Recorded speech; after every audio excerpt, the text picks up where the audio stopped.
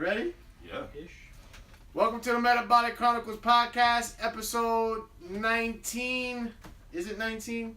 If it's not, then we'll correct it. Alright, it's 19. So we got a new format. We're doing it on YouTube. I got co-host now. Got my boy Marc. What up? What up? The ever-struggling Mets fan, and my brother. Oh, here we go. My brother Ricardo, a.k.a. Ricky, whatever you want to call him. Sleepy Ricky. Last time we talked, last podcast, I think we talked about Demetrius Johnson beating Wilson Hayes. And I didn't make a podcast for my predictions for 211.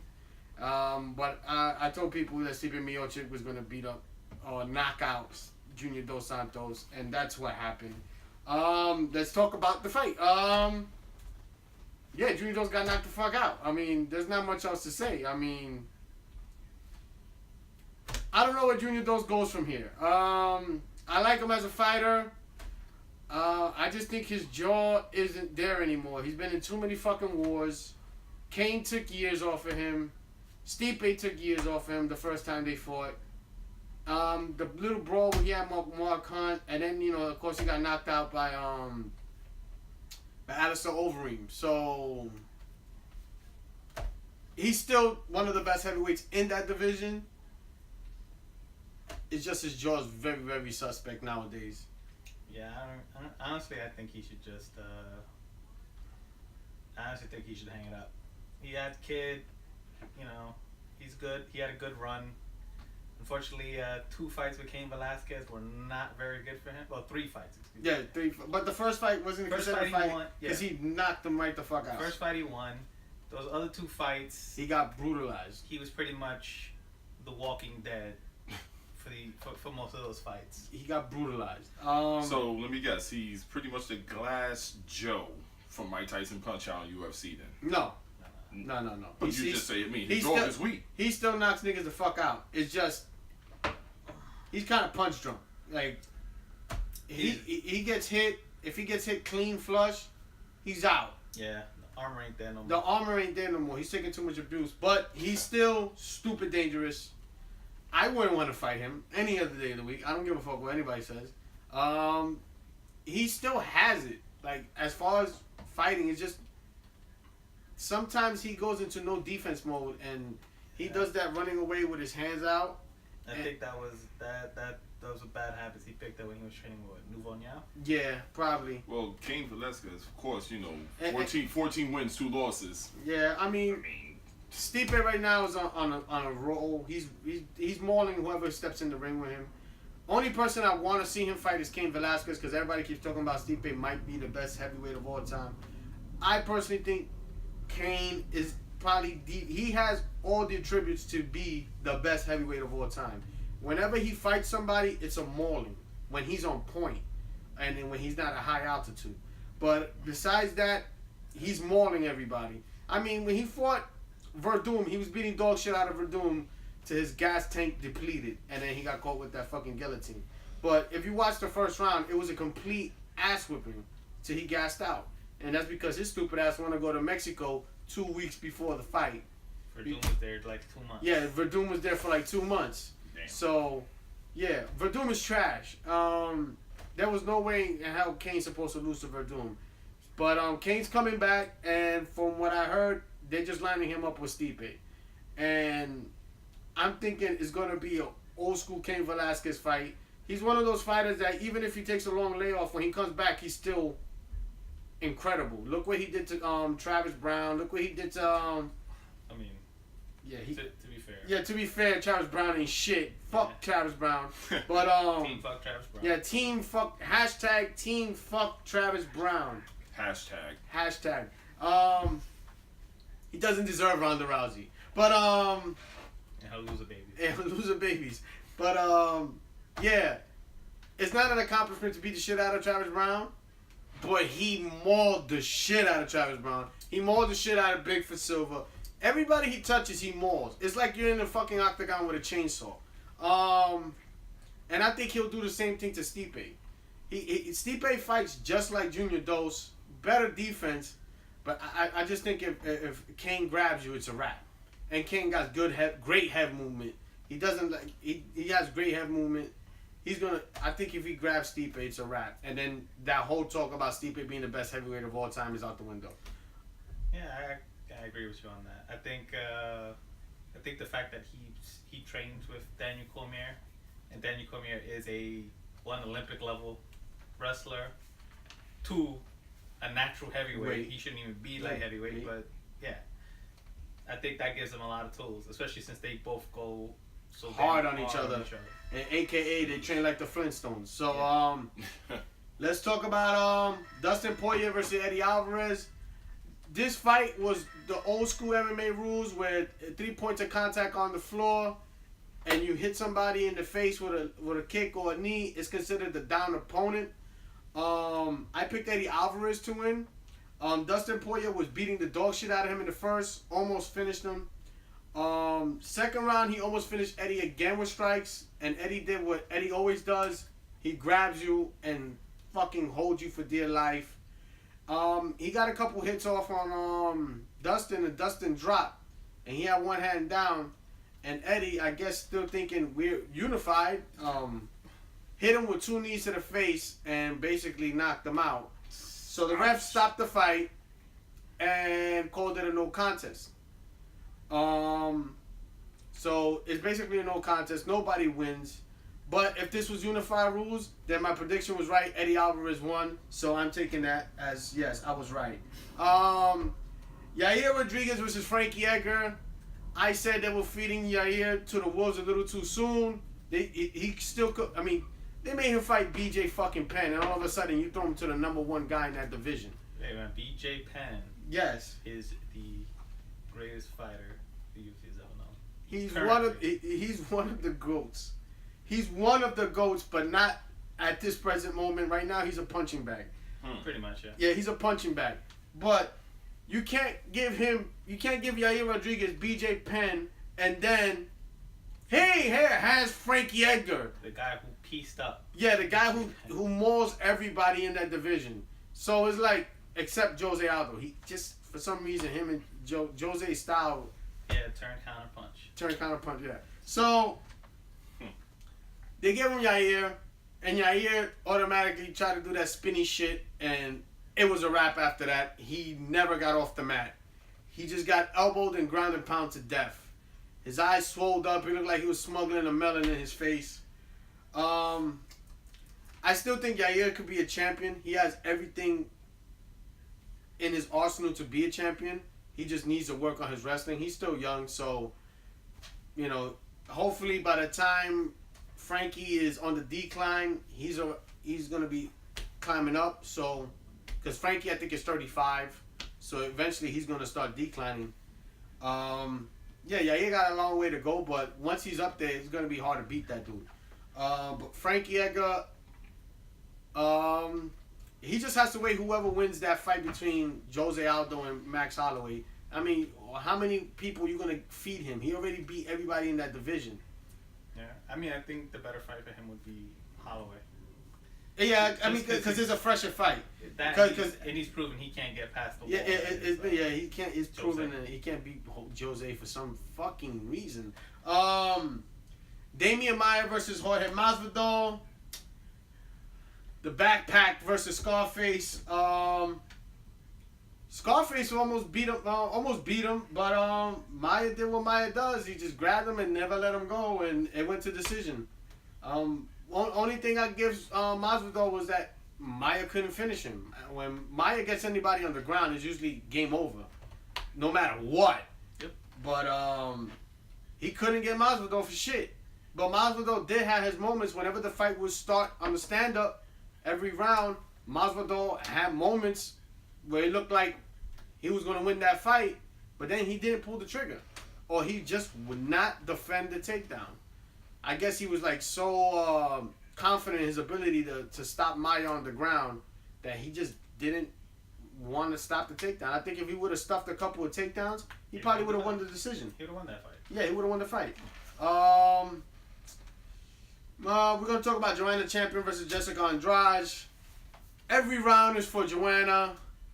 Andrade had a moment in the first round when, like, almost in the beginning of the round, she just tried to bulldog her way straight in, and she caught Joanna with a couple, like, an overhand right that gave her a nice little hematoma. But after that, it was Joanna all day. She did exactly what I said she was going to do. She was going to pick up her from a distance and just volume her up. And that was it. Jessica Andrade had no answer. None at all. Yeah, I think there's not too many chicks that are going to be beating Joanna. Yeah, I mean, anytime soon. They're talking about giving her Rose Namajunas. She's not ready for her. I don't think she's ready for her. But I mean, who else Joanna gonna fight? Claudia. I mean, she beat Claudia. She beat that Catalina chick, and she decisively beat Catalina. At least Claudia was kind of. It was competitive. So. Again, it's not, she literally cleaned out her division. Yeah, she literally cleaned out her division. So, I mean, I guess the Namajunas fight does make sense because that's the only girl she hasn't fought besides Michelle Waterson. And Michelle Waterson just got choked out by Namajunas. So, and it's not like you're going to feed her Paige Van Zandt because Paige Van Zandt's going to get murdered. Yeah, that's a bad idea. Bad idea because Paige Van Zandt punches like a robot. Mm-hmm. So... She has no stand-up. She's just,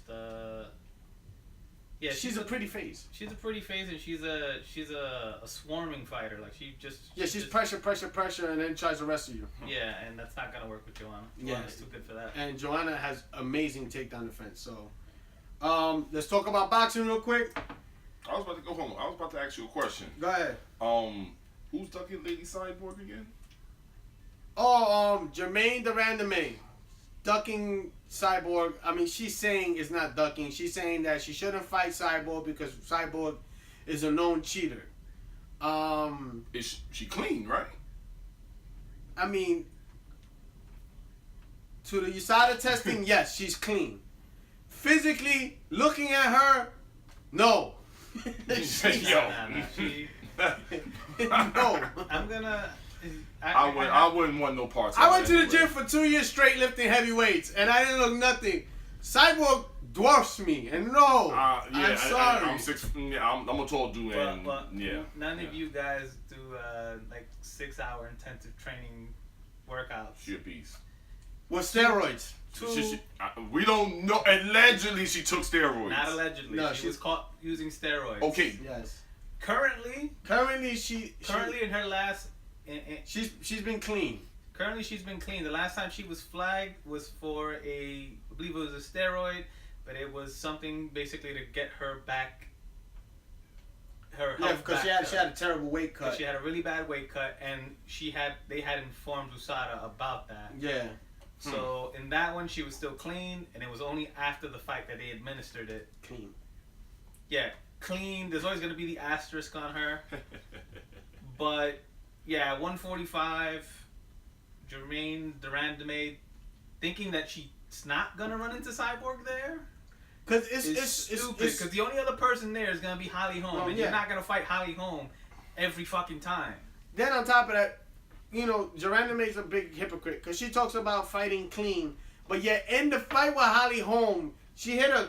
I think in 2 different rounds, she hit Holly Holm after the belt. Yeah. A bunch of fucking times. She's a dirty fucking fighter. Shit. And then on top of that, you go up to 145, which is Cyborg's division. They made that division for her. They made the division for her. And so you're fighting for the belt. What the fuck you think you're gonna fight? Cyborg! You're gonna see her. You're gonna see her. You're gonna see her. You're gonna see her. There's no escaping. You have to put respect on her name. You're gonna see her. Just like Angela Mangana, whatever fucking name is. You talk shit. Yeah. Throw some respect. Cyborg is coming to see you. That's right. That's why I don't talk about Cyborg. Fuck that. She got it. She got it, son. She got it. Leave that great white alone. She's exactly. She's a fucking orca in that ring. I mean, that's her division. They made the division just for her because she can't make 140. She can't make one. She definitely can't make 135. She'll fuck around and die. But she has incredible trouble making 140. So they're like, fuck the catchweight. Give her fucking 145 and make a belt, make a division. Holly Holm was willing to fight Cyborg. Holly Holm said, "I'll fight Cyborg." But then nobody want to fight him. But then Cyborg had that trouble making the fight, so They made that title fight with Durandame and Holly Holm. And now Durandame doesn't want to, Durandame, whatever her fucking name is, the Iron Lady. Don't want to. Now she rusted up and don't want to fight Cyborg. I mean, come on, really? Yeah. Stop. You took the belt. Gotta defend it. You gotta defend it. You want to be a champ. Conor McGregor shit. Yeah, you're not Conor McGregor. Now we're gonna talk about boxing. Errol Spence Jr. versus Kell Brook. It was a great fight. I mean, boxing as of late, they're starting to learn their lesson. They're starting to stop the bullshit politics and the keeping champions away from each other. Now you're having fighters fight the best. There's no more Danny Garcia fighting a fucking Rod Sarka. Those days they look like they're behind us now. Spence, he was up on all 3 cards, if I last recall. No, he started losing. Errol Spence started pulling the fight away from Kell Brook. Kell Brook was leading the fight at first. He was fighting a smart fight. He was keeping Errol Spence the fuck away, jabbing him up. He's a tad better boxer, but Errol Spence turned it into a brawl. And then on top of that, he was working Kell Brook's body, and also Kell Brook is kind of tender in the face because of Gennady Golovkin. Golovkin broke his orbital bone. I think it was the left side, and Triple G makes everybody tender. So I think I understand why Canelo. Yeah. So Errol Spence, I guess, started working on the right side of his face, and then as the fight progressed, you saw Kell Brook's eye started swelling real bad. Errol Spence kept working the body, and then he dropped him, I think, around the 9th or the 8th round with body shots. But Kell Brook was already in trouble with his eye. Like, he was constantly blinking and wincing every time Spence did catch him with a sharp jab to that face. And eventually, in like the 11th round, Kell Brook took a knee and refused to go on. And I respect him for that. You know, a lot of people in boxing hate that shit when fighters quit. But fuck you, it's my health. I got $1 million in the bank. I live to fight another day. The thing with Kell Brook is now he has 2 broken orbital bones. One has a metal steel plate in there, and the other one he's probably gonna have another steel plate in there. So I don't know how long his boxing career is gonna last. So Brook pretty much held it all the way to the 6th and 7th round, and then once when the 6th and 7th round came in. Well, no, he was controlling the fight to the 5th. Then in the 6th, the tide was turning. That's when Errol Spence started taking over. I mean, Errol Spence took over. Yeah, the body shots. The body shots finally started. They started doing what they were supposed to do. And then by the 11th, that's when Kell Brook quit. By the 10th, you could tell Kell Brook wanted to quit. He was there like you could tell like I'm not in this fight. Triple G got him good. I need out of here. And then in the 11th, he just took the knee and just said, "Yo, I'm done. No mas." He did the Duran. No mas. But I respect him for it. I respect the fighter that knows when enough is enough. You mean the alleged Duran? Yeah, the alleged Duran. Yeah, the alleged. So. I respect it. It's the same thing when Nicholas Walters fought Vasyl Lomachenko, and everybody got mad at Nicholas Walters for stopping the fight. But the thing was, he was completely outclassed. He was just taking unnecessary beating. He couldn't land shit on Vasyl Lomachenko. He didn't have an answer. Even his corner was like, "Yo, you gotta do something," and he did something. I quit. Like, I can't, there's nothing I can do. And Walters isn't a bum. But Lomachenko's at a whole different level right now. So I respect the fighter that when they know there's just no way I can beat this guy, or there's no way I'm going to hurt myself trying to beat this guy. Because at the end of the day, if I get hurt too bad, I can't fight anymore. So I respect when a fighter has the balls to admit, yo, I quit. So now Spence got the belts in that division. He got one of the belts. Thurman has the rest of the belts at 147 because he beat Danny Garcia and took all the belts. That was a good, which by the way, that was a good fight. Yeah, but I knew Danny Garcia was gonna lose because he's been fighting so many fucking bums for so long that when he's gonna fight top tier competition, he's not ready for it. I felt at the press conference, you know what I'm saying? At the press conference, his father was more eager. His father believes the hype. Word, like his father was doing a little too much. What father isn't gonna big up their son? But yo, What father isn't gonna pick up this? No. This dude was getting totally disrespectful though. But like that's whoa, he was calling him every cuss language in English, Spanish. Angel's the typical East Coast ghetto Puerto Rican. Yeah. That's what he is. So I didn't expect no less from him. Terrence Crawford fought Felix Diaz. I think the week before the Kell Brook and Spence fight. He beat Felix Diaz. He has all the belts in that division, and he's talking about fighting in Dongo to unify all the other belts at 140, and then after that, moving up to 147. And I think Danny Garcia, if he's not fighting anybody, is a good tune-up fight for Crawford if he decides to move up, or whoever wins the Errol Spence fight and Keith Thurman fight, they be unified champions. And if Crawford wins the belt from Ndongo, he's a unified champion. So you let him go to 147, and you have 2 unified champions going at it. Super fight. Basically a super fight. If boxing was smart, and I hope they do it. Wake up, boxing. Wake up. Because Mikey Garcia is going to fight Adrian Broner in July. Oh, and we already know. If anybody know boxing. and Adrian Broner is going to get mopped. Washed. He's going to get mopped. I'll probably go into that fight because it's going to be in Brooklyn. So I do want to see Adrian Broner get his ass whipped. Plus, I like Mikey Garcia. And he fights at 140. So that's another good fight to make for Crawford. If he beats Ondongo and wants to stay at 140 for another fight, he can fight Mikey Garcia. Yeah, Crawford. He could stay at 140 and fight Mikey Garcia, and that'll be a great fight. That's another super fight. So that'll be dope. Like I said, boxing right now is doing their thing. Because then you got Canelo and Triple G. Finally. I still don't believe that fight. Nah, it's happening. It's happening. It's you're signed. ducking. Nah, it's signed and everything. They're gonna fight. I mean, I personally don't think Canelo's scared. I think that's more Oscar De La Hoya protecting him. He's doing what promoters do. He's protecting him. And because Canelo looks like he just wants to go. Like, just set up the fight, let's go. I think it's Oscar trying to play the waiting game and try to age out Triple G. Because Triple G's in his mid-30s. Yeah, 30, 34, 33. Makes sense. So he's trying to age him out. But it's like the pressure so on Canelo to fight him that Oscar eventually had to give in and like, okay, because Triple G beat everybody in that division, and what you gonna do? Have Canelo fight everybody Triple G beat?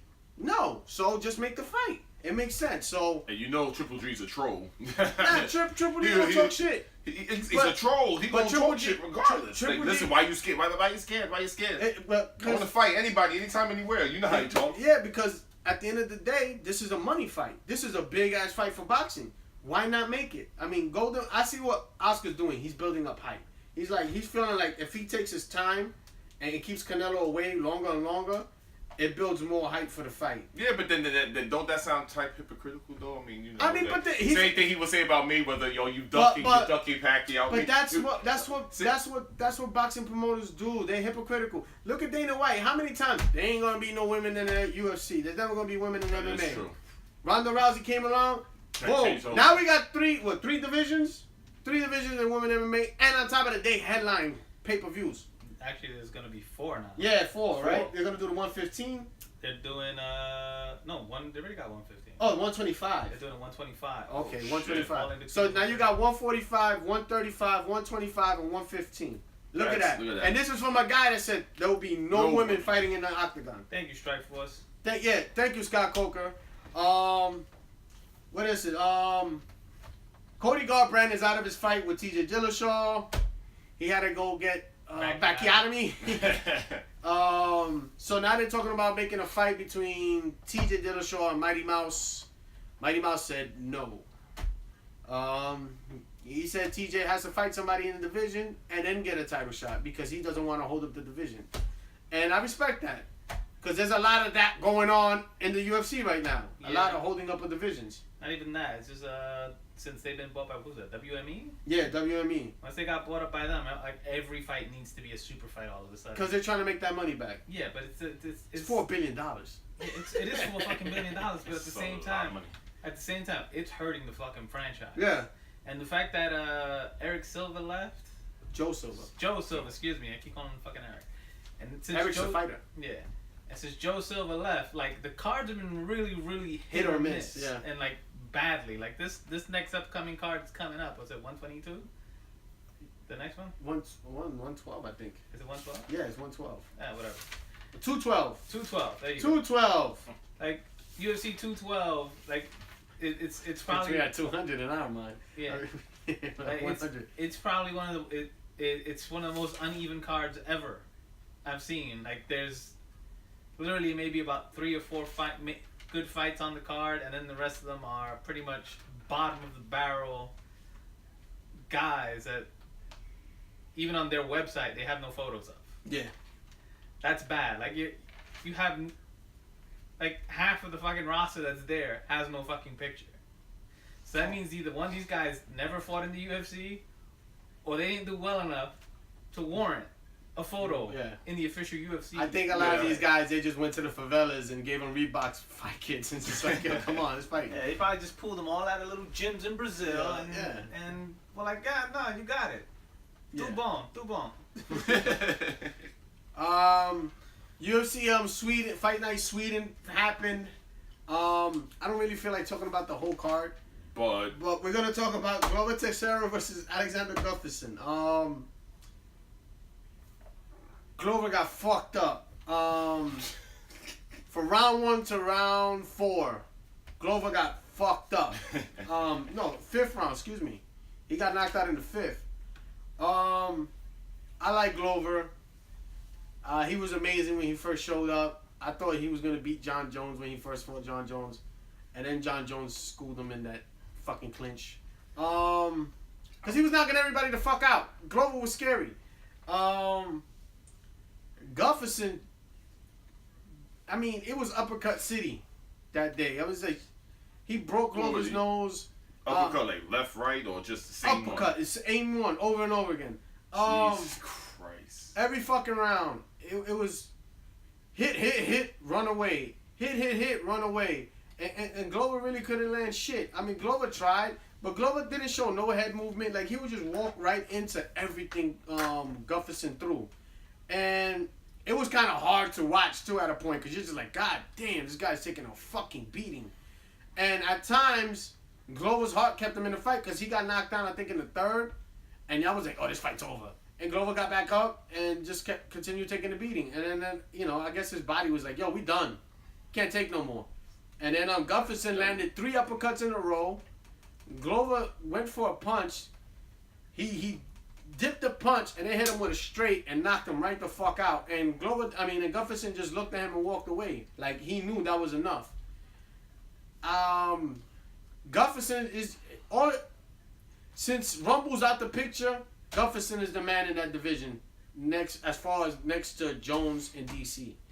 Because, you know, Rumble retired. So Glover's that dude. I mean, Gustafsson is that dude in that division. And Glover, I don't see any of the other guys beating Glover, but he can't get past Gustafsson. He can't. And if Rumble was there, he couldn't get past Rumble. So I don't think Glover's gonna get a title shot anytime soon. Nah, I don't think so either. No. I mean, I didn't get to watch that last fight. I mean, but judging off of Glover's last few performances, like he hasn't shown any evolution since he came to the UFC. Like, everybody's pretty much gotten figured out now. Yeah. Like, he's not as dangerous as he used to be. Yeah, because he's slower. He's almost in his 40s, I think. Yeah, he's a lot slower now. His game never evolved. Nah. So, like, you fought Glover once. You pretty much know what's coming. So as far as Alexander goes, Gustafsson, I think smart money. He's gotten better. Yeah, no, he's gotten a lot better, especially after that fight with John Jones. That shit straightened him up. But also the fight after Anthony Johnson too. Yeah, he said himself, like, after that Rumble fight, he said I had to go back to the drawing board. Yeah, no, but the reason to say the John Jones fight, because John Jones fight kind of showed what kind of heart he had. Yeah. Like, that was a hell of a war. I still think he won that fight. I still pick John Jones winning that fight. I wouldn't be mad if Glover won. Like, that's how close that fight was. You mean Alexander? Okay. Yeah, I think the next smart fight for for Gustafsson is either they give him Daniel Cormier after the John Jones fight, if that fight ever happens. Knowing John Jones, it may not. He has a tendency to fuck up. Yeah, so if it doesn't happen... I'm in love with the Coco. Yeah, he's a little too in love with it. Montana. And he just doesn't know how to fucking behave himself. Yeah, it doesn't. That's not I good. think, should the John Jones Cormier fight happen, I think the winner of that fight should fight Gustafsson, just because that would be a really good fight. I would prefer it to be John Jones. As much as I love DC, DC's a great fighter. I think DC beats John Jones. I think the more exciting fight would be Gustafsson Jones 2. Just because of bad blood. Yeah, I mean, the history. One, the history, and two, I think if he fights Daniel Cormier is gonna do what he did to Dan Henderson and just throw him in the air. I mean, but the first DC Gustafsson fight was really good. It was a good fight. It was a competitive fight, but DC clearly won that fight. Yeah. Like, it wasn't like, I mean, it was a competitive fight, but it wasn't like Jones Gustafsson where it was really, really close. Like in the DC Gustafsson fight, you can tell DC pulled off that fight. Yeah. I mean, I'm not going by MMA math, but yeah, if you win a fight decisively, yeah, over a fight that was a lot closer and pretty much went to decision. Yeah. I mean, the decision fight is always going to be the more interesting fight to see it go again. Yeah. Him against Daniel Cormier though, it would be a good fight. Again, it's a short. It's the look of the fight, the style of the fight.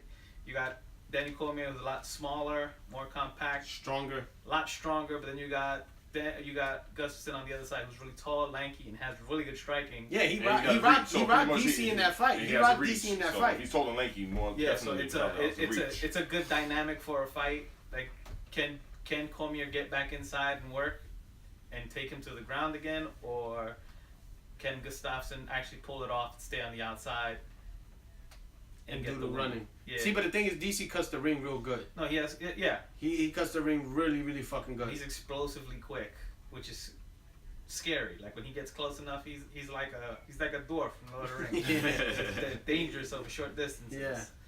Like he's explosively quick, so he's good. I mean, either fight would be really, really interesting and really cool to watch.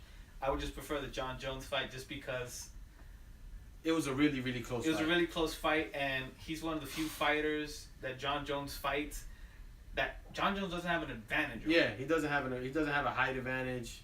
Yeah, he doesn't have height, he doesn't have reach, he doesn't have anything. So it pretty much comes down to skill.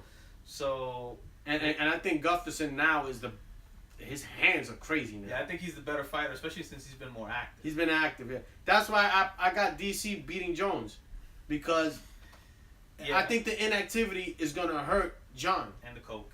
And the coke. I was just about to, And I got also say I think Jones was on steroids. Jones, get off the yay, bro. I think he was on steroids. I think he was juicing too. Get off the yay. If you look at Jones's physique, it's not the same Jones. He looks kind of fat. And his first fight, sloppy. His first fight back, wasn't he powerlifting? Yeah, powerlifting. So he was juicing up. And he was tired.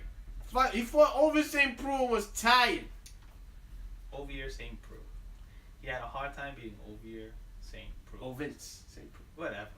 And you heard DC. You went 5 rounds over St. Preux? Get the fuck out of here. That's easy money. He said it was easy money. And then on top of that, like he said himself, if you're 28 and have dick problems, wow. You talking about you have trouble getting it up and you're 28? Yo, I'm 37, nigga. I wake up with my shit like a flagpole. Nah, hell no. Yeah, man. If you 28 and you got ED, something the fuck wrong with you, man. Something wrong with you. And that has to do with testosterone abuse. You're juicing up. So I'm with the school that Jones is juicing. Get off the roids, bruh. He was juicing. Was. Probably still is. Nah. You could tell physically, like, he's... all that muscle's gone. So we'll see. We'll see what the fight comes up to. I still think John Jones should have took a tune-up fight before. No, I don't want him to have a tune-up fight. I want him to lose. No, I'm just saying. Oh yeah, I mean yeah, it's the smart thing to do. It should have been a tune-up fight so you can shake some of that rust off. And you should have gave him Gufferson as a tune-up fight. Oh no, that's not a tune-up fight. It's a tune-up, all right. Yeah, he'll get tuned up, all right. Yeah, he'll get tuned up. It's not a tune-up fight. It's a tune him up fight. All right, so now we got predictions for UFC 212. Eric Silva versus Yancy Medeiros. I'm going with Yancy because after USADA came into the UFC, Eric Silva, physically, his body changed. He isn't explosive. He gets tired for no fucking reason. I think Yancy's going to Nate Diaz him to death. Going to be volume punches all day and it's over. Take him out. The Brazilian's going to lose in Brazil, and the Hawaiian's walking home with the belt. Who you got? Who? Between them two? Yeah. I'm going to go with Yancy. Matter of fact, I'm going to say Eric Silva just because they're in Brazil, and if it goes the distance... He might lose on judges? He might lose on judges. Brazil has some very strange judging sometimes. Especially when MMA in general has it does. But when they're in Brazil, the favorite the nod tends to go towards the Brazilian fight. Especially when the judges, that's the only reason why I was about to actually go with Silva too. Especially when the judges are screaming "You are Morir," you know. So. Yeah. Oh yeah. And half of them are named Silva too. Yeah, they have them named Silva. So yeah, more or less. The judge may favor him just because. Vito Belfort versus Nate Marquardt. This is Vito Belfort's last fight. The last stand. This is his last stand. I think Nate Marquardt's gonna fuck him up. Vito Belfort without TRT just isn't Vito Belfort. I think he gets washed. I mean, when you looked at the weigh-ins, Nate Marquardt is massive next to Vito Belfort. Yeah, I don't see how he wins. I honestly think I think Nate Marquardt is gonna feed him his own face, but I honestly think at this point, since it's technically his last fight, I think we're gonna see Super Vito Belfort. I saw him at the weigh-ins. For his last fight. I saw him at the weigh-ins. He's not roided up. He has the old man body. Okay, he's coming. Shit. Yeah, he has the old man. So he's playing straight. Yeah, he has the floppy muscles and everything. Oh, shit. So he has the old man body. His day coming. He's getting fucked up. Oh God. You va morir. Listen, I pray for you. I hope you win, man. But thank you for the memories. You had great fights in UFC when you were a light heavyweight. When he ran and Super Saiyan punched the shit out of Wanderlei Silva. He Super Saiyan punched a lot of people in Pride. The Super Punch King. When he had his traps all the way up to the back of his neck. I mean, up to his fucking ears. Yeah. He head kicked Luke Rockhold. Yeah, nobody knew that Vito Belfort could throw kicks. Yes. So he took TRT. Yeah, TRT gave him kicks. Yeah, gave him new kicks. It was like Red Bulls. It gives you wings. Claudia Gadelha versus Karolina Kowalkiewicz. I can't pronounce her name. It's gonna be a great fight. Polish? Yeah, she's Polish. I'm leaning towards Claudia. I think she has more pop in her punches. I think Carolina's the slightly better striker because she has a Muay Thai background. I just think Claudia has the better pop, so I think that's gonna be able to keep her away. And then on top of that, Claudia has the wrestling, the grapple, and I think that's gonna wear out Carolina, and she's probably gonna win by decision. But it's gonna be a brawl, though. I think they're gonna have moments where they're gonna get in the pocket and beat dog shit out of each other. I just think Claudia is the stronger fighter, and she's more diverse because of her wrestling and jiu-jitsu. Carolina's more Muay Thai, and she just uses her wrestling to stuff takedowns. And you, Rick? Which were your thoughts? I think if it stays on the feet, it's Carolina's fight. It's Carolina's fight to win on the feet. If Claudia can get past her and get inside and take her down, it's going to be Claudia's night. Yeah. I think, and again, same thing. I think Claudia has a better gas tank. I think her jiu-jitsu and her wrestling are better. I think she has a power advantage over Carolina. Same thing. I think she has a power advantage. So yeah, she definitely has more tools to win that fight. And she's been training at Jackson's, and they always come up with great game plans. Yeah, they do. So I think if she can get inside, she's probably going to be the smaller fighter too, right? In terms of height. Well, yeah, she's a smaller fighter in terms of height, but it's not by much. Okay, so at the very least, she needs to get inside and work the wrestling. Yeah. I think that's gonna be her biggest key to success. I think if she tries to stand and bang with Catalina, she's gonna lose on points. She's gonna lose on points, and I think she runs the risk of getting knocked out, especially on knees alone. Yeah, because Catalina's good with the clinch. Yeah, you're fighting a Thai fighter. Clinch fighting is their specialty. Remember, that's how Catalina beat Rose. Yeah. The clinch. So yeah, I think best bet would be avoid the clinch, try to go for the takedown, keep her on the ground. Yeah. Okay. Smartest play. I'm going with Claudia. I agree, Claudia. The main event, Jose Aldo versus Max Holloway. Yo.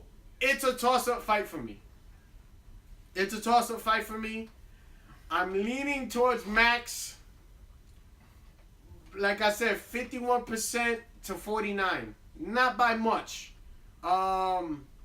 It can go either way. I think this fight goes to decision. And if it does get stopped, it's a late stoppage.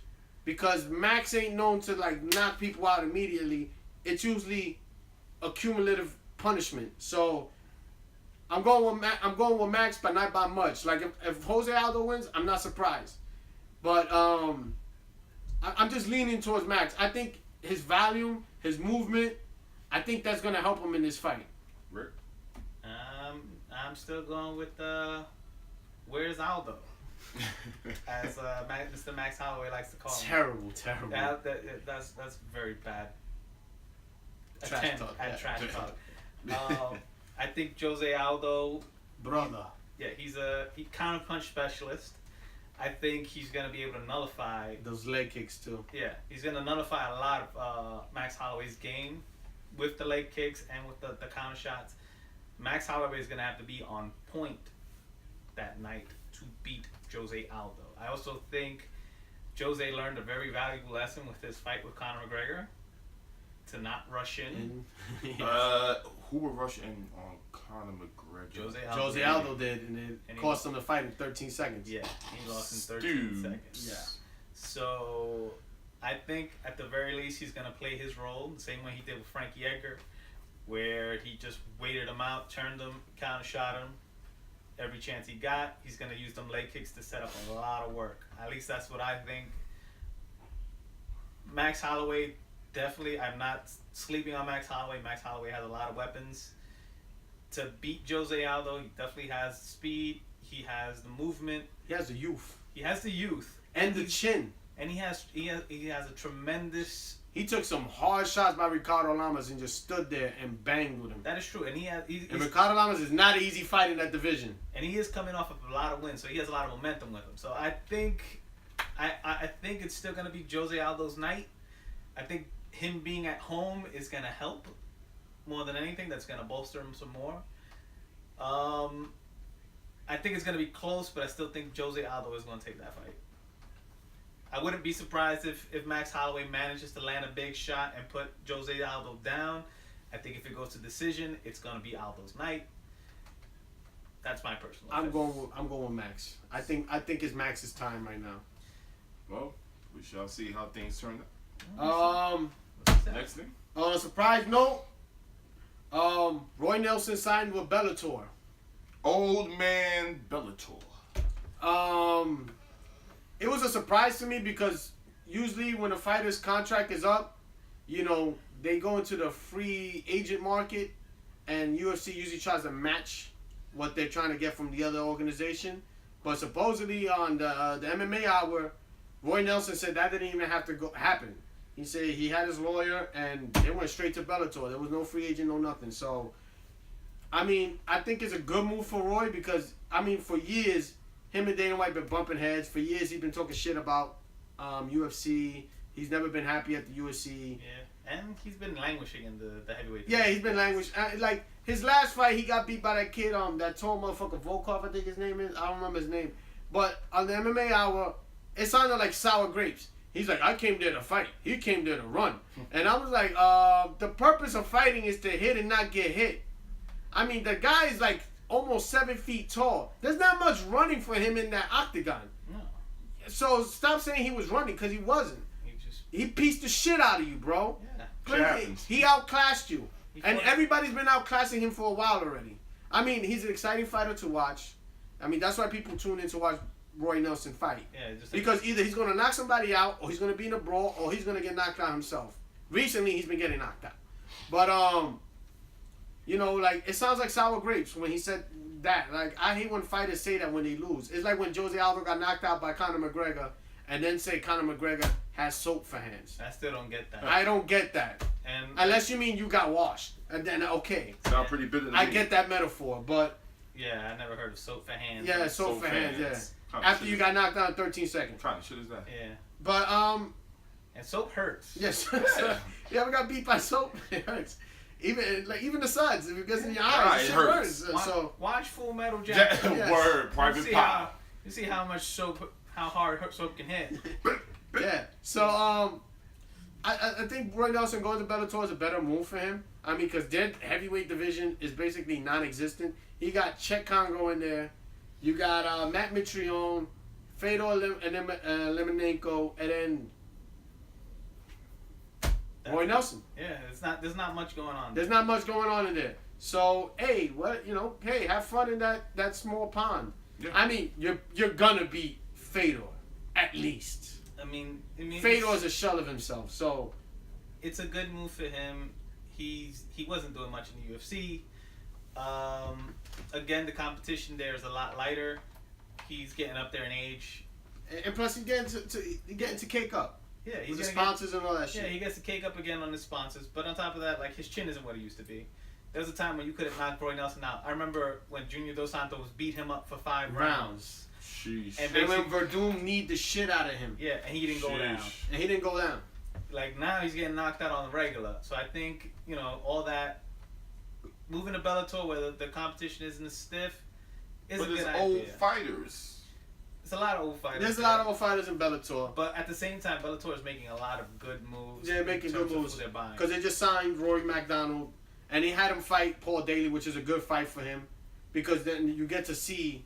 Because Paul Daly's a great striker. He's still probably one of the best strikers in the world.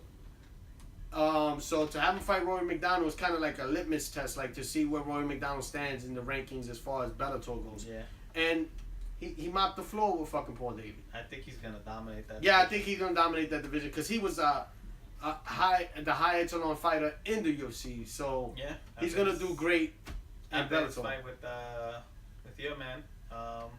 Who was it? Robbie Wonder Lawler. Boy. Oh, after Robbie Lawler, it was cement to him. Like that took him to that next level. Wonder Boy was man, that fight was completely one-sided, and Rory needed the break though. I think that the Bellator moving to Bellator is the right move for him right now because he's still young. He's not even 30, so he's been fighting high-level competition for so long. I think he needs a break so his body can recuperate. Remember, his nose kept breaking over and over and over again. So in Bellator, who's the real competition in there? So he can get.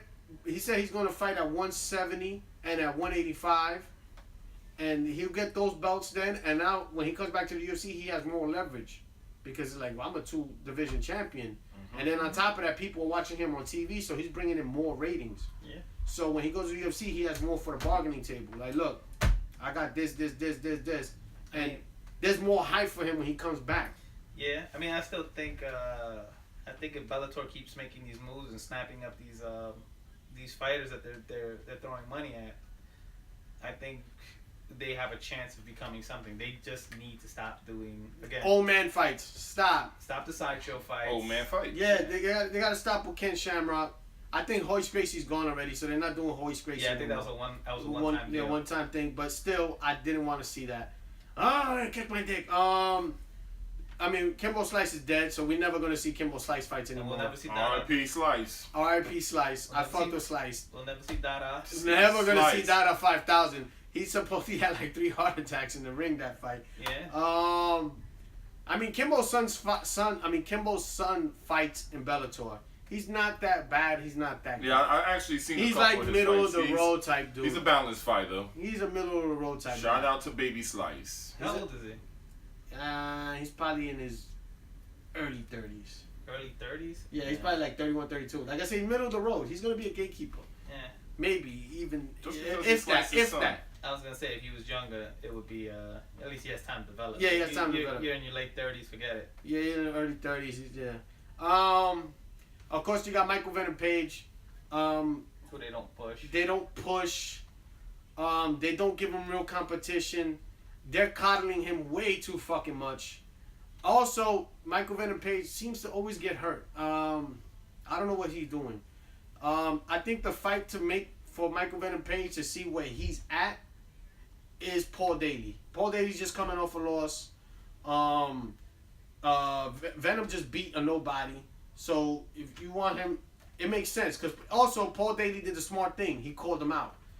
He like, you're a pussy, all this shit. So that make now, there's history there. So that's the fight to make. You can build that fight up. You can build that fight up if Bellator is smart, if Scott Coker's smart, and just be like, you know what, we can't coddle this nigga no more.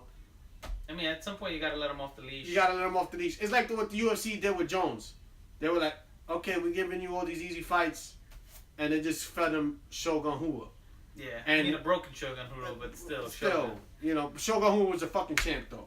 So it wasn't like, he was fighting a bum either. Yeah. At the same time, I think if they give him a Paul Daly fight, should they give him a Paul Daly fight, they need to stop burying him in the card. Make him a co-main event or a main event. Co-main event. Co-main event, main event. Stop burying him in the card. Stop putting him in either the beginning or somewhere stuck in the middle.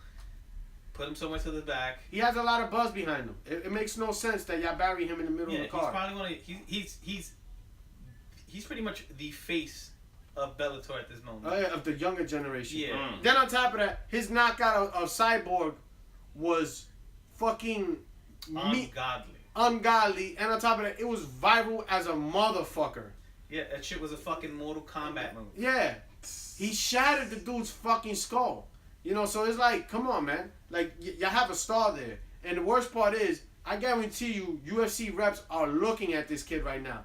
They're dying for that contract to expire. Of course they are. And I'm telling you, they're gonna give him the money he wants. Because you and me, they were like, we could sell this motherfucker. He goes viral. Yeah.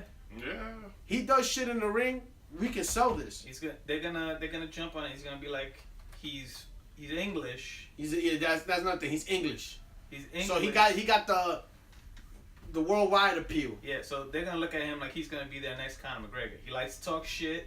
He's flashy as fuck. He's very controversial. So controversial, pretty much.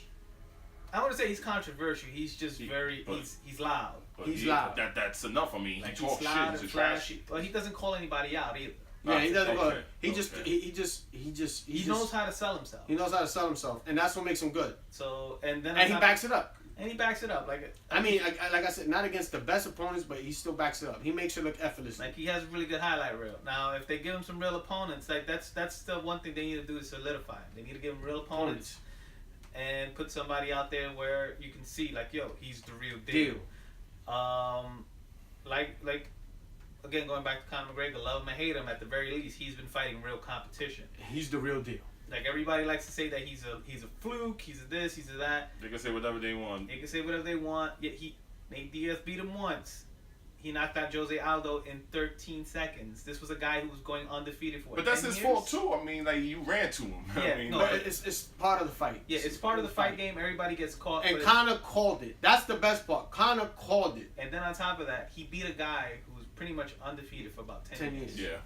So you trying to say he's a fluke? He's done like that. That but it shows you he's not a fluke, because look what he did to Eddie Alvarez. Eddie Alvarez was a problem for a lot of people in that division.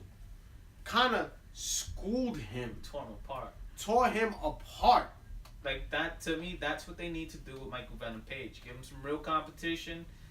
Even if you slowly feed it to him, like, he should be fighting top 10, top 5 fighters in that division now. He shouldn't be fighting anybody below that. I think he should be, at the very least, looked at for a title contention. Because he's been on a tear, and at this point, if you're gonna put him in there with either a top 5 fighter or somebody. A top 10, I think a top 10. Or somebody in the top 10. Or top 15, because they're giving him fighters that are not even fucking ranked. Nah, they shouldn't even give him top 15. Put him in the top 10. If you're really gonna blow him up and give him a top 10. Give him a top 10 fighter. Even if you give him the rank 10 fighter, give him that fight. show that he can fight actual opponents, ranked opponents, and put him in there with those guys. Make him basically put him in the conversation for a title contention.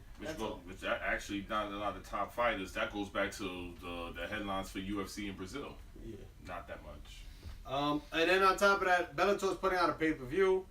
I think it's a bad decision. I don't think it's going to draw much people. And on top of that, they're doing it in Madison Square Garden. You never know. No, it's Chael Sonnen versus Wanderlei Silva as the headline. Who the fuck wants to see Chael Sonnen versus Wanderlei Silva? Then again, yeah. No, because Chael Sonnen already left a sour taste in people's mouths with that Tito Ortiz fight. That shit was a joke. Yeah, that was... It was a fucking joke. It was a... That shit was a sham. I think the fix was in on that fight. It looks really suspect. Mad suspect. I don't give a fuck what Chael Sonnen says on the MMA Hour or Tito Ortiz. Yeah. I think that shit was rigged as fuck. That shit was some... It was really bad. That was on some WWE level shit. I saw them call the spot. Damn. Yeah, it's not... Putting Chael Sonnen in there with Wanderlei Silva, if this was like 7 years ago... I would say if this was 10 years ago, I'd be interested. I'd be interested. Now? No, I don't want to see my dad and my uncle fight. So that's what it looks like. So it's not a good fight for them, especially not for their first pay-per-view. Their first pay-per-view, they should have been pulling out all the stops. They should have had every big name fighter they can come up with. You got Michael Chandler, you got Michael Venom Page, Brendan Ward. I mean, he's an exciting fucking fighter. And granted, he got knocked out by Paul Daly, but he's still an exciting fighter to watch. Yeah, you should have pulled every fighter you could. Rory McDonald. I mean, why you put him on now? You should have had him on the fucking pay-per-view. Yeah, you should have Benson Henderson on the pay-per-view versus Josh Thompson. You got Josh Thompson there and Benson Henderson. These two guys got history because Josh Thompson wanted to fight Benson Henderson in the UFC. Yeah. Make it for fucking Bellator. Put it on the fucking MSG card. Yeah, on your MSG card. What the fuck? Then on top of that, please figure out what weight class y'all want Benson Henderson to fight at, because I think he fights better at 155. He's not doing too great against these guys because the Pitbull brothers ain't no fucking joke. Yeah, the Patricky brothers. No, it's Patricky and Patricio. Yeah, whatever. They're the Pitbull brothers. Yeah. They go by Pitbull. Yeah. But yeah, he was getting rocked up by Patricio to his fucking ankle broke or some shit like that. Yeah. And he was losing that fight. And then look what happened when he fought Michael Chandler. He went to Suplex City. I mean, I don't know what's up with Benson, because I never seen him have a decline like this. But Yeah. And he's still young. He's probably, I think, 32. Yeah, he's just having. I think he's just having a bad time right now. What, withdrawals? No, I think he's in a funk. That's how. I think he's in a funk. I think he's trying to get reacclimated to Bellator style. Yeah. I think that's what it is. I think on any given day, Benson Henderson is one of the best fighters in the game. My only problem with him always has been is that he's very much a GSP style fighter. So points all day. So he's all about points. Yeah, I think Benson Henderson, if he can find his groove, he's gonna be a problem in that division. Yeah. If he picks, I don't think 170 is for him. Those guys are too big. 170 is definitely not for him. When he fought that champ, that dude beat dog shit out of him. Yeah, I'm surprised he survived that fight. Yeah, he had no answer for that. Like, his punches weren't doing anything. There was no point in that. There was no point in that fight. So him going back down to 155 makes sense. It makes more sense for him.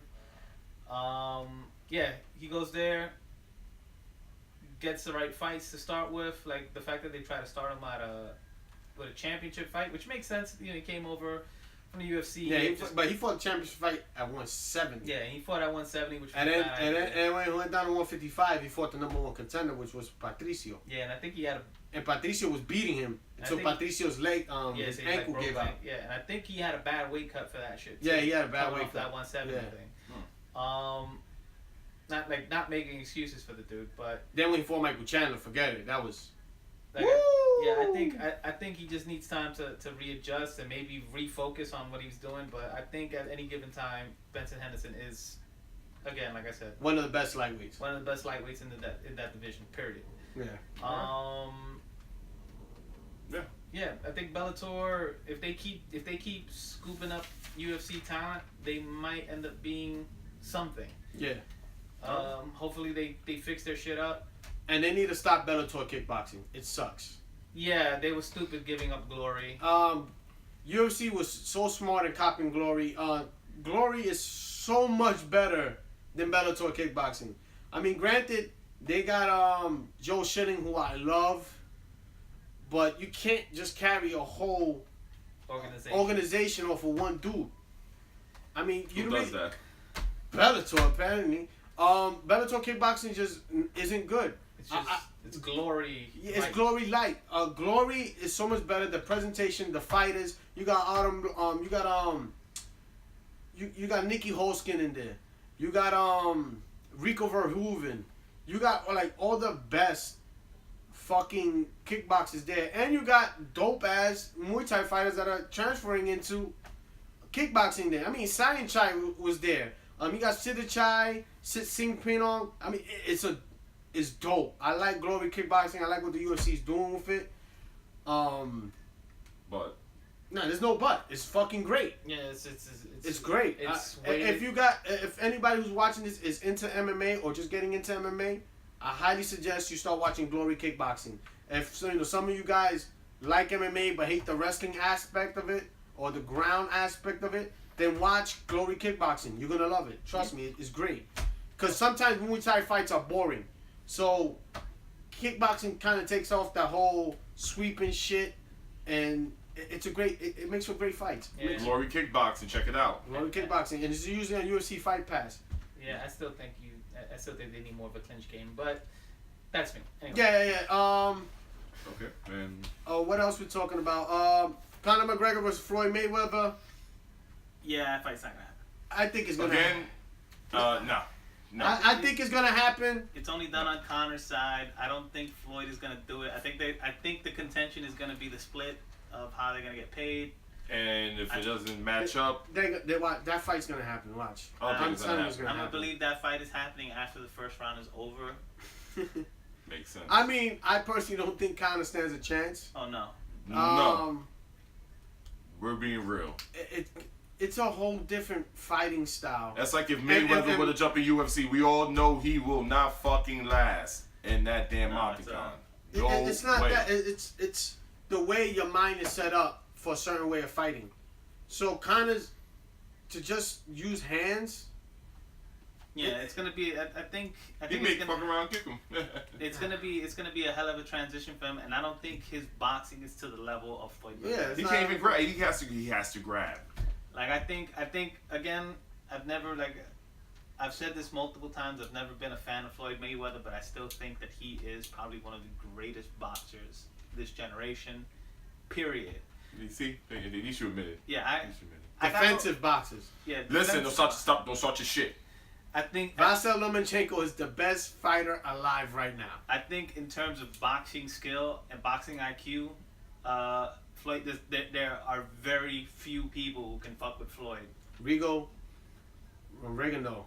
I fuck with Reagan though too.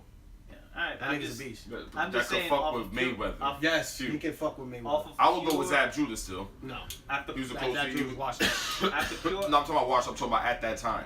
No, when they fought. I think as far as skill wise goes, like there's very few like Floyd's movement. Yeah, his hands, like he has no power, but his hands were always decent enough to keep you away. Yeah, he had good hands, good movement. His wrists, he had bad wrists. His speed always got him out of trouble.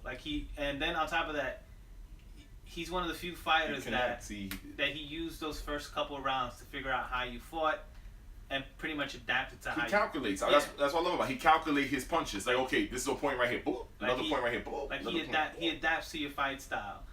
Conor McGregor does a lot of the same stuff. Like he looks at fighters when he fights them. He gives them about a round to see what they're gonna do when he does certain things, and he sets up counters for that. The problem is, I don't think he's gonna be able to do this with Floyd Mayweather. I think Floyd's gonna wait. I think Floyd's gonna wait him out, or he's gonna strategize a little bit. Or I think Conor's not gonna be able to match that speed. I think Floyd is gonna do what he does to everybody else. He's just gonna poke and prod him the whole night and beat him on points. I think the only chance that Conor McGregor actually has in this fight is if Floyd comes into that fight feeling 40. Yeah. If he comes in feeling 40 years old, That is a different story. There's a chance that Conor McGregor can knock him the fuck out. Honestly, I think if Conor can land a shot, it's good night for Floyd. Yeah, Conor got popped. I think in terms of power, Conor McGregor's gonna he has that. I still don't see that fight happening. I don't see that fight happening, and if it does happen, I see that being a really long. You just want to see Mayweather lose, man. That's all. I don't want to see Mayweather lose. I just see the fight happening. There's just too much money on the table. Your ass can't stand them. No, but it's true. It's true. Too much money on the table. The fight is gonna happen just because of the amount of money. There's too much money on the table. These niggas are not gonna let that shit go away. Hell fucking no. Yeah, Mayweather do love his money. That's a $1 billion fight. Like it's a $1 billion fight. Regardless of what they get up front, like, because that's the beef right now is what they're getting up front. Whatever they're gonna get on that, kill it on the pay-per-view. What they're gonna get on that back end is gonna be ridiculous. And they're both gonna walk away with over 300,000 each. I guarantee. 300 million. Yeah, 300 million each. If 300,000, they went their asses with that. 300,000. Maybe 300,000. What? But $300,000. So, but yeah, I mean, there's just too much money on the table. Yeah, I think the fight's gonna happen. There's just way too much money on the table. I think the fight's gonna happen, but if it doesn't, it's gonna be because of the split. The split, how the way the money. Because Mayweather still thinks he's the A side, yeah, and in boxing he defensively, is. Yeah, he is. In boxing, he is the A side. But I don't even think in boxing because his last pay-per-view was a flop. Yeah, it was a flop. I mean, right now the biggest name in combat sports in general combat sports is Conor McGregor. So Conor McGregor at that point has the leverage because you can use Floyd's last pay-per-view numbers because regardless, Conor McGregor can fight any boxer right now. Yeah, any boxer right now, and it's gonna sell like hotcakes. Yeah, it's pretty much. Floyd, on the other hand, not really, unless he fights Nate, and then maybe you're gonna pull some numbers, and mainly because of Nate, because it's fucking Nate Diaz, but Conor can fight anybody right now, and it's gonna pull numbers. Like if Conor. I guess you could say Conor is the A side. He's the A side in this fight. He is. Just because name recognition and the fact that Floyd left a sour taste in a lot of people's mouths. Yeah. Regardless of what you want to say, I still think he was probably one of the most. He cherry picked a lot of his opponents. Robert Garcia. Victor Ortiz. Here we go. We're not gonna start this. That's honest. No, it's true though. Andre Berto. He cherry picked a lot of his opponents and he waited out a lot of the opponents that he should have fought. Pacquiao. Shut the fuck up with that shit, man. Shut the fuck up. Come on, man. Pacquiao used the bullshit excuse of oh no, my wrist. Oh no, I was hurting. You say it after the fight. Why the fuck you ain't say it before? He waited how many years to fight Pacquiao? Was it 4 years? 4? Huh? Almost a decade, nigga. Almost a decade. Almost a decade. No, when the fight was supposed to happen, it was like 5 years that it kept running. Almost a decade. It was 6 fucking years. He had to weigh in, man. Who wait 6 years weigh in, man. to fight a nigga? He had to weigh in, man. His ass weigh. I understand. I'm just saying. I understand, Mark. I understand. Listen, man, you see the team he reps. I understand. They always got excuses. He's on Team Travis Brown. Yeah. You rep the Yankees. Shout out to Aaron Judge, by the way, who's gonna win knocking it out the fucking American park. League Rookie of the Month. Congratulations, by the way. I give baseball players props. All right. Oh yeah, and the Cavs lost. The Cavs. Oh, yo, listen, Braun. You need to talk to Kevin Love. I don't know what the fuck wrong with him. Cavs lost. I don't know why J.R. Smith. Listen, brother. I know you don't want to be on a post up when niggas be dunking on you, but you gotta block them shits, man. You gotta block them shits. Durant was having You don't want to be on the upper deck card. I get it, but you gotta block. Man, try, man. Try. Come on, man. Durant was doing motherfucking MJ impersonations all night. Klay Thompson already know you out of there, man. And fuck Kevin Durant. Klay Thompson out of there. Russell Westbrook beats your ass. I hope he beats He your ain't ass. beating nobody ass, man. Russell Listen, Kevin Durant got too much of reach. How fruity that motherfucker got too much of reach. Russell Westbrook dress. He's a real nigga. He ain't coming close. Listen, and I he hope got he to beats reach. Kevin Durant's ass because Kevin Durant wears dresses. He wore dresses. I seen him wear dresses on Instagram, and I commented and told him you're a fruit. Jason Whitlock, this moron. Wow. What did he I don't want to talk about that guy. He an idiot. Anyway, he said some crazy shit today. I don't want to talk about which was the most bizarre shit. But apparently racism only happens to poor people. What? Quote of the century. The bet, yo. Good shit, man. Fucking genius. Yeah. Okay, we're gonna talk about sneakers, and I don't want to talk about Whitlock no more. Yeah, I just wanted to give you a round of applause for being an idiot. Good shit. This weekend, Titolo Shop and Diodora are dropping a worldwide release of the sneaker title 5 Almonds. It's priced at $200. If you got any American boutiques like Packer Shoes, Bait, Kith, they're all dropping this sneaker. It's the Intrepid model. It's pretty dope. I'm not a fan of the Intrepid model, but it's a dope silhouette. I'm just not a fan of it. I'm an N9000 guy and a V7000 guy, but it's a dope looking sneaker. It's $200. Of course, it's Diodora, so it's handmade in Italy. When it comes to the collabs, it's $200. If you're into sneakers, cop it. It's a cool looking sneaker. I ain't gonna front. If I had $200 laying around, I probably would buy it. But if I was you, there's not a lot of hype on the sneaker, so it's probably gonna be sitting around for a while, simply because it's not an N9000 and it's not a V7000. So it's gonna sit around. So if you wait, the price will probably drop after a couple months. I don't think it's gonna sell out. The Goodwill Out is dropping a collab with Diodora. That's gonna happen the 17th of June.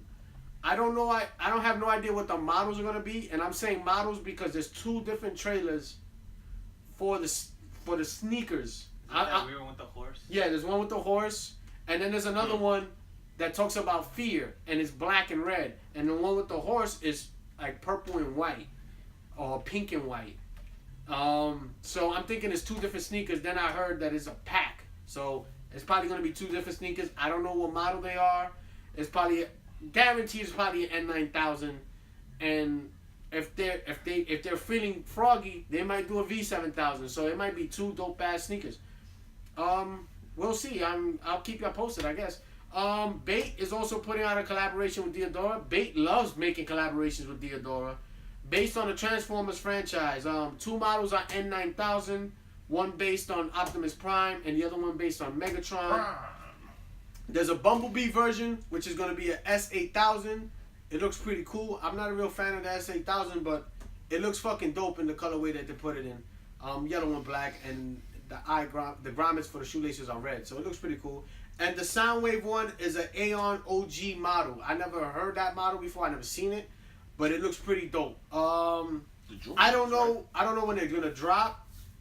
So far they've just been putting up teasers about it. But supposedly, from what I heard, it's coming out in June. So maybe by the end of June, maybe the beginning of July.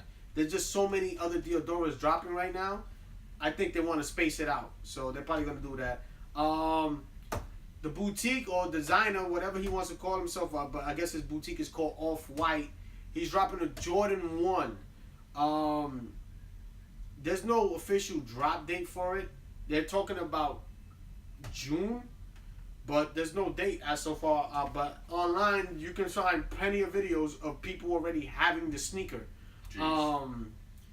So yeah, it's gonna be priced at $350 fucking dollars. It's a pretty dope shoe. I like it. I'm not a big fan of Jordans. I don't own a pair of Jordans. I don't want to buy a pair of Jordans. But when I saw that sneaker, I was like, yo, this shit is dope. It looks like something out of the cartoon Akira. In case you people don't know what Akira is an old school anime. Google it. Google it. Yeah, Google's your best friend. Google it. But though it's called the Off-White Jordan 1. It looks like something Tetsuo will wear and shit. It just looks so fucking dope. That price point though is... It's eat a dick territory. Yeah, it's eat a dick territory. From what I've seen from the videos or the reviews, it looks like super, super premium leather. Like really, really soft, buttery soft leather. But my problem is, I could buy a pair of Diodoras or a pair of Sauconys for $120 with nice, soft, and buttery leather. So $300 to me isn't justified. I think it's more because it's Jordan. Jordan always overprices everything, especially Nike, especially with the shitty quality that they have. I bought the Nike Air Dunks, the orange box, and it's supposedly premium leather. It just feels like cardboard that was painted orange. It doesn't smell like leather either. It smells like plastic. So I don't know what kind of what cow they're using from Nike. Yeah, that's it for the sneakers. I mean, those are the sneakers that are dropping. I'm really interested in the Bait Diodora and the Goodwill Out Diodora that's dropping. I would have been interested in the Jordan 1, but $350 is way too excessive for me. I'm a broke nigga, so are we all? I got a regular ass job. I'm doing this shit for fun. Yeah, it's a dope sneaker. If you can cop it, much props to you. I think the hype on that shit is gonna be retarded. The resellers are gonna kill you guys because they already have them. So good luck. Good luck. Good luck. May the odds be ever in your favor. Yeah, may the odds ever be in your favor. Yeah, we're done. Films. Let's talk about movies. Yeah. I saw Logan for the first time last week. I've always been hesitant of watching Fox movies. They fucking suck. When it comes to X-Men because they're all been ass. I've watched the first X-Men when it was released back when it came out. What was like 2001? Yeah. Yeah. And I was trash. Completely disappointed in it.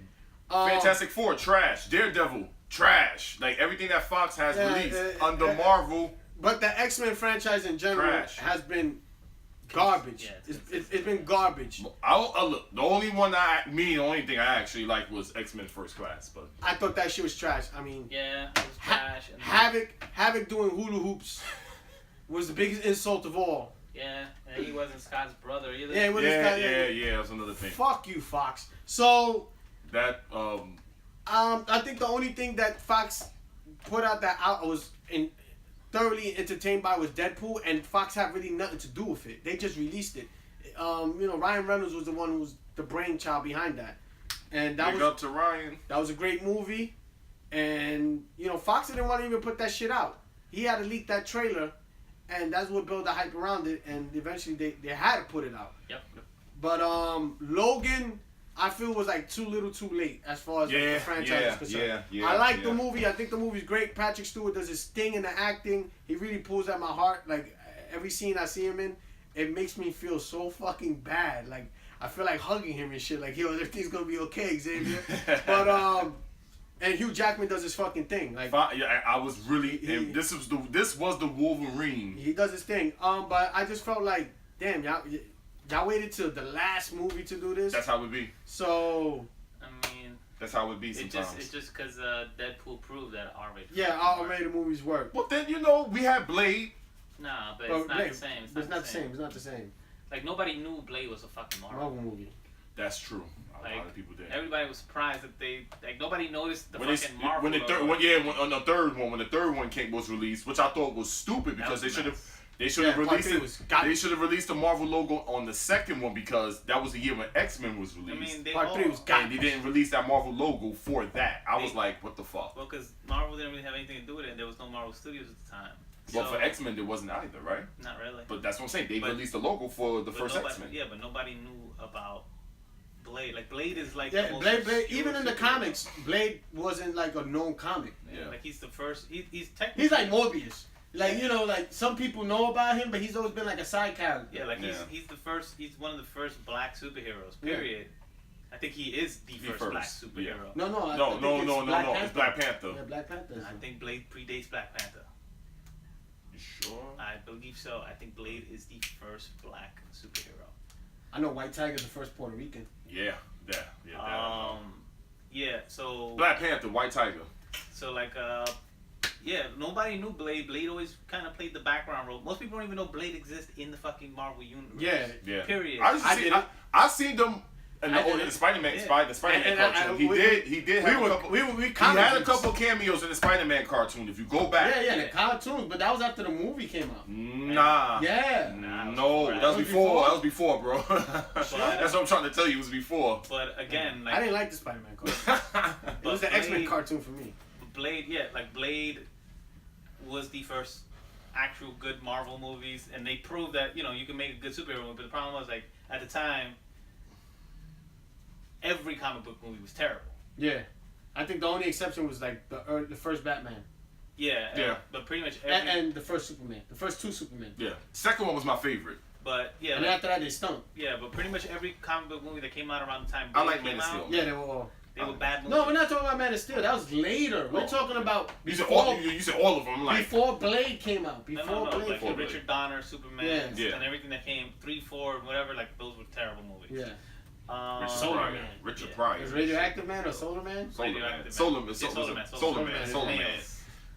He was amazing. What the fuck was that? There's Lee Presley there.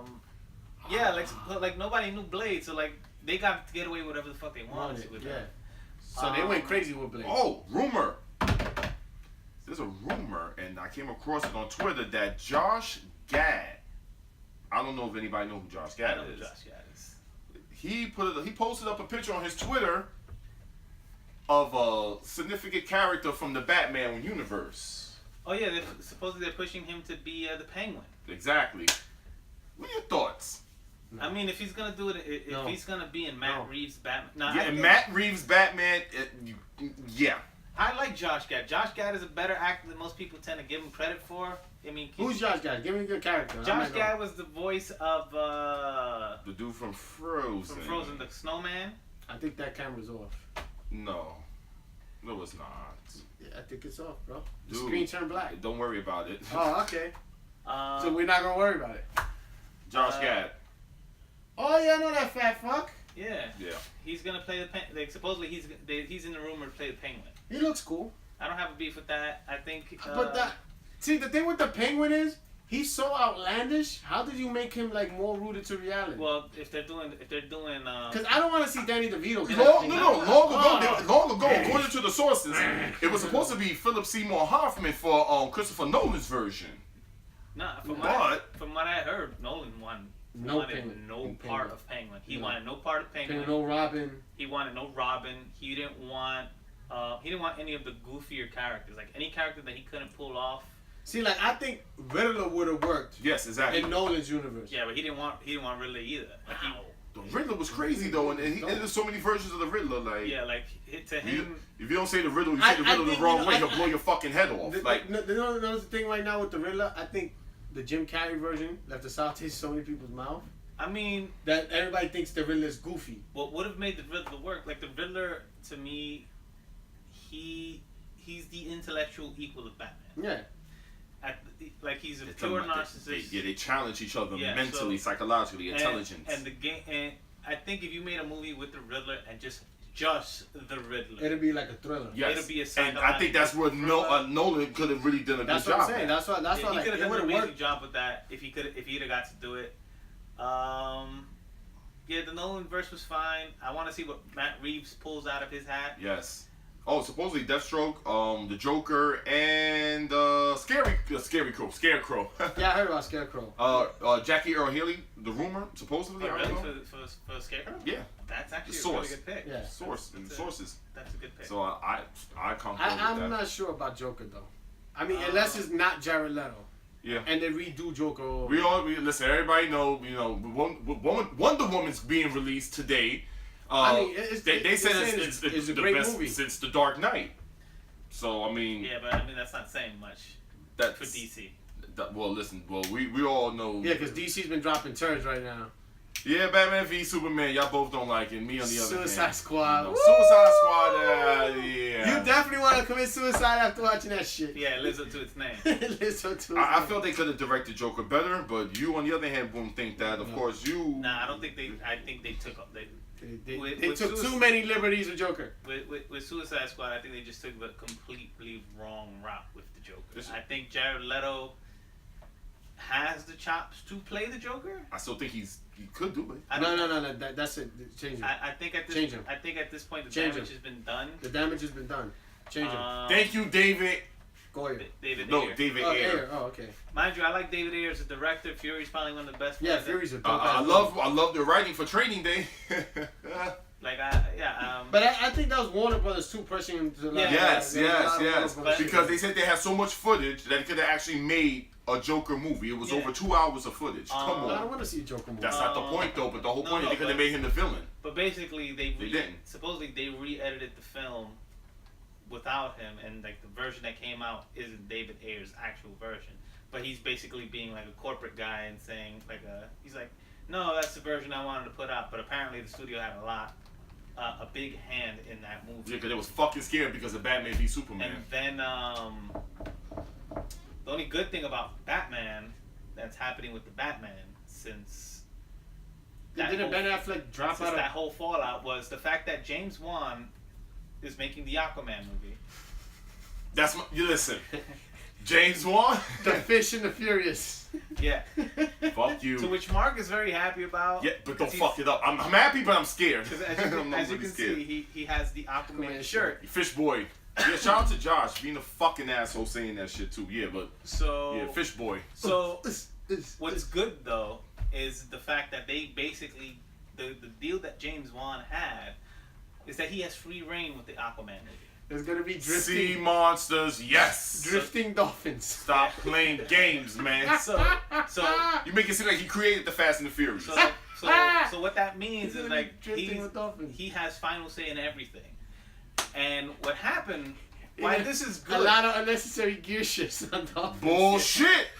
Bullshit. What makes this a good thing for the Batman movie is after voiced the by fallout. Vin Diesel. What was good about Aquaman. What was good about that? What's good about James Wan getting that deal and having that basically free reign to do what he wants, and then the fallout from Ben Affleck not wanting to direct the Batman anymore, was that it basically gave Matt Reeves all the leverage in the world to do whatever he wanted. So he basically had Warner Brothers Studios stuck in a corner, and they wanted him to make their Batman movie, and he said, no, fuck you, I'm gonna make my Batman movie. I'm gonna have final say. I want James Wan's deal. I want final fucking cut. I want final cut. I want everything that I want to put in this movie is gonna be in the movie. If you want me to direct it. Initially Warner Brothers was like, no, kick rocks.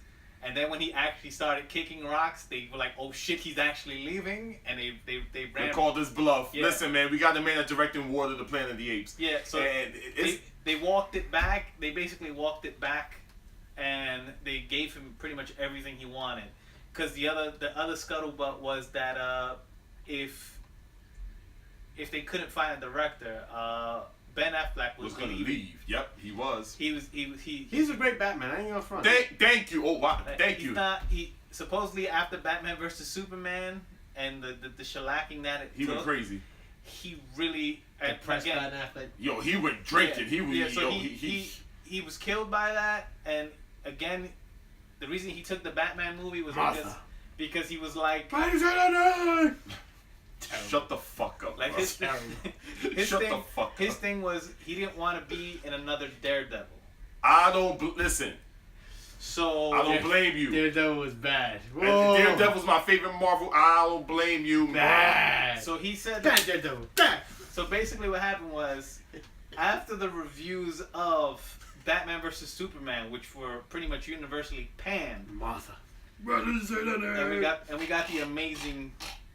We got the amazing sad Affleck reaction from that. You're awesome. Yeah, so basically... Thank you, Internet. Yeah. Thank you for the memes. Yeah, so basically what happened was that he pretty much, after that the bad reviews from that, he pretty much lost interest in playing Batman and directing the Batman film. So... Sad Affleck. Yeah, so basically... So basically when they called Matt Reeves in, because he just came off of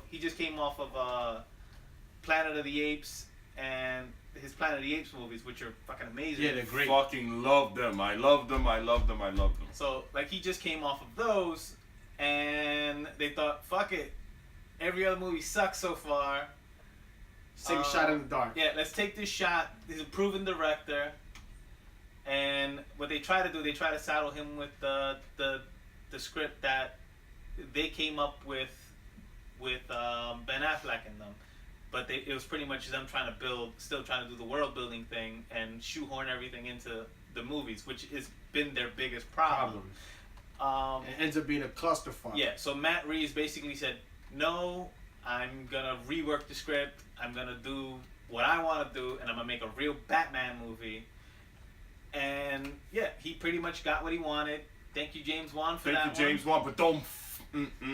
Fish and the Furious. My Aquaman. Yep. Listen. I'm looking forward to Fish and the Furious. I'm looking forward to the chase scene between Black Manta on a shark and Aquaman on his dolphin or whale. And he's just in the fin. And that's a shit. Yeah, and they're drifting against each other. It'll be great.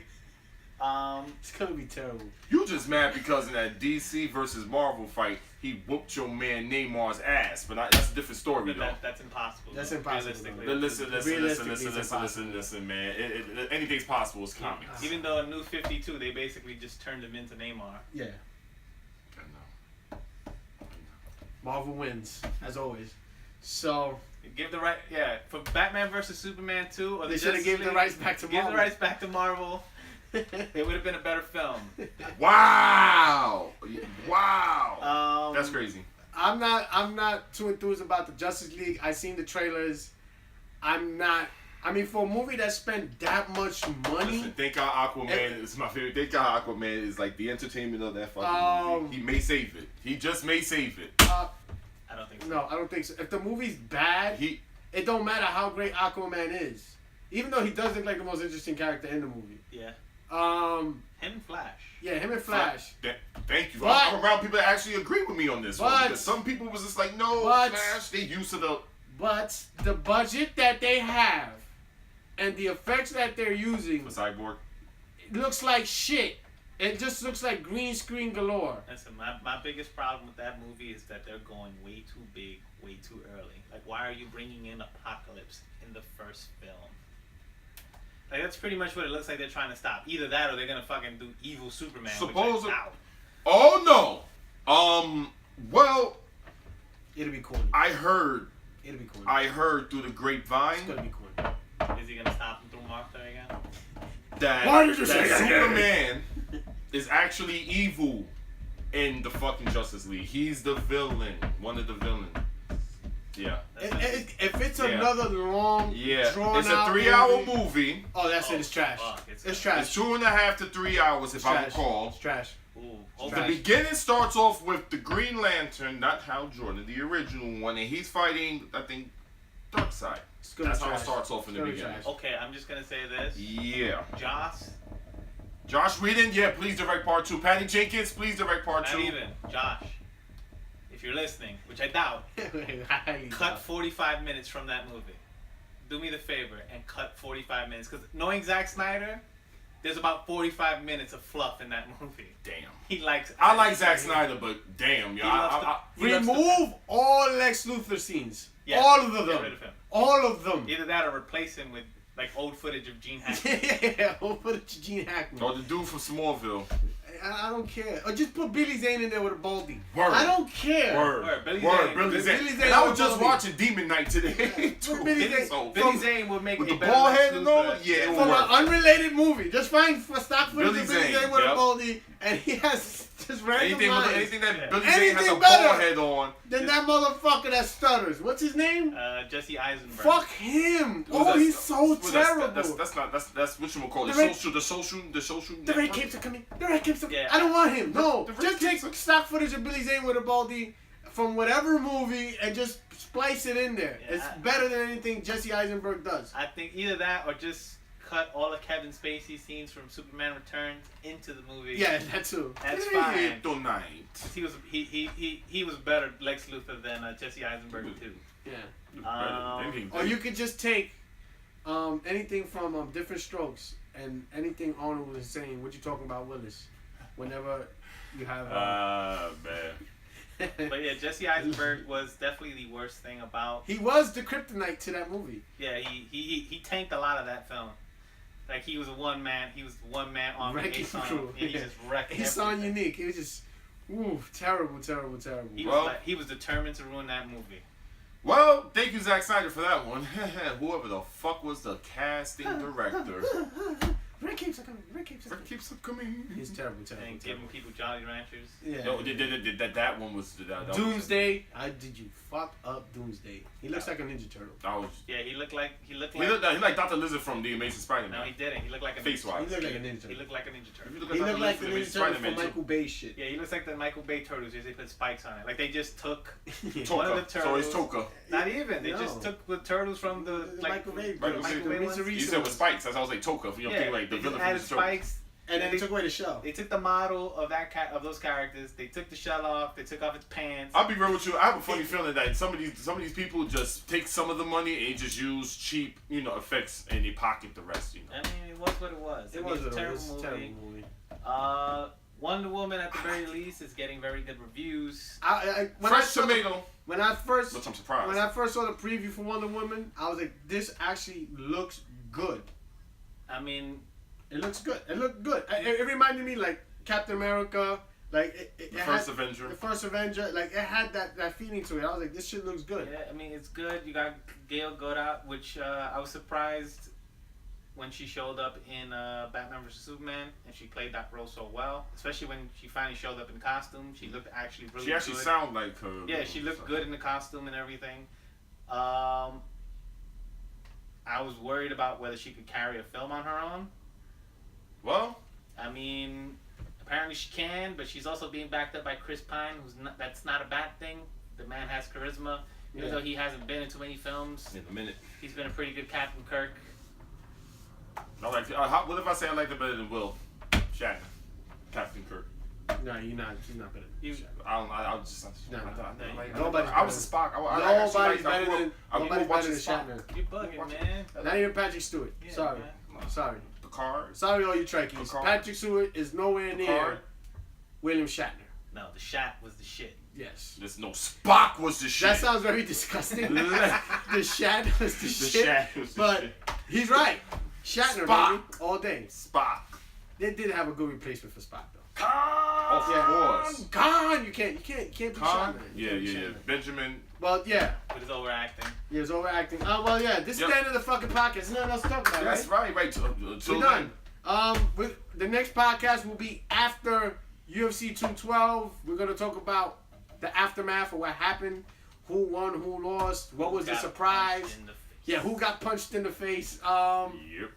Yeah, that's Other it. reviews. I'll bring in my review on Wonder Woman. See how that turns. I'm gonna go check it out tomorrow. You know what I'm saying? No spoilers. Of course, I ain't gonna spoil. No spoilers. Yeah.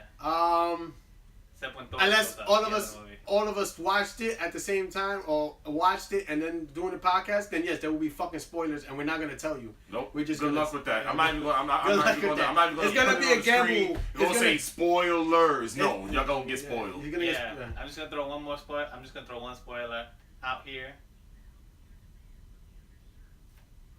Thanos is at the end of Guardians of the Galaxy 2, and he's chasing the Guardians to Earth, setting up Infinity War.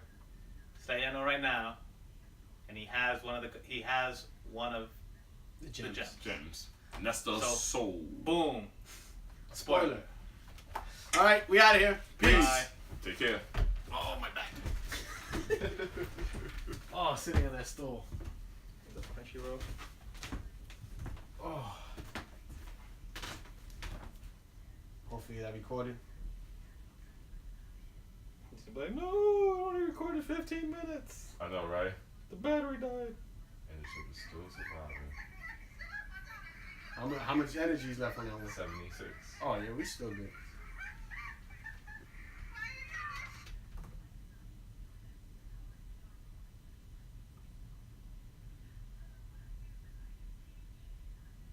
Damn, it's 9:25 already. Fuck. You recorded the whole thing? Got an hour. Yep. Cool. Man, we did an hour? An hour and 14 of that shit. God damn. That was longer than the last one. Yeah. Hey, yo, bro. Watch your mouth. I'm not lying, the last one was like 50-something minutes, right? It was like 59. Yeah, we had a lot to say. They recorded the whole thing, that one too? This one got 41 on this side. I died. Nope, and this one was 93%. This biatch. You think maybe it's... And it's still recording.